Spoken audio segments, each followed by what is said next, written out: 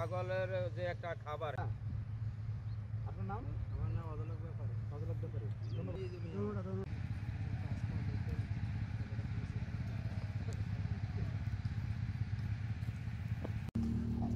কত বছর আপনি কৃষিকাজ করেন? আমার তো ছোট থেকে কৃষিকাজ করি। ছেলে মেয়ে কতজন? দুইজন। দুজন। পড়াশোনা করে? হ্যাঁ, একজন মাদ্রাসা আর একজন ছোট।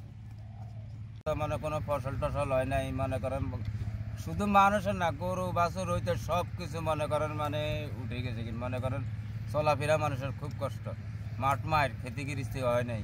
এই অবস্থায় মনে করেন মানুষ খুব অসহায় অবস্থা আছে।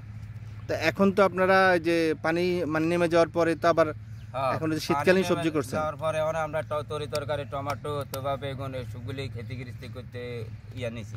ধান তো আর হয়নি? ধান তো হয় নাই। হ্যাঁ, ধান টান আর হয় নাই।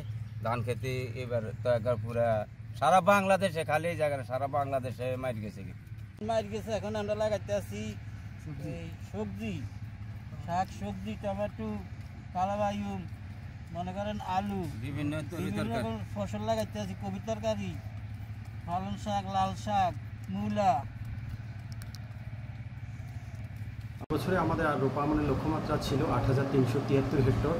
টানা অতিবৃষ্টিতে ক্ষয়ক্ষতি হওয়ার পর আমরা ৭৬৮২ হেক্টর মানে লক্ষ্যমাত্রার ৮১% অর্জন করতে সম্ভব হয়েছি।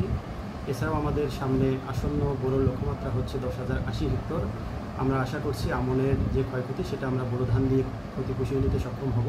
এছাড়াও যে কৃষক ভাইয়েরা রোপা আমন করতে পারেননি, তারা আগাম শীতকালীন শাকসবজি চাষের মাধ্যমে তাদের ক্ষয়ক্ষতি পুষিয়ে নেওয়ার জন্য পরিকল্পনা গ্রহণ করেছেন। আমাদের কৃষি অফিস থেকে সার্বক্ষণিক সহায়তা প্রদান করা হচ্ছে।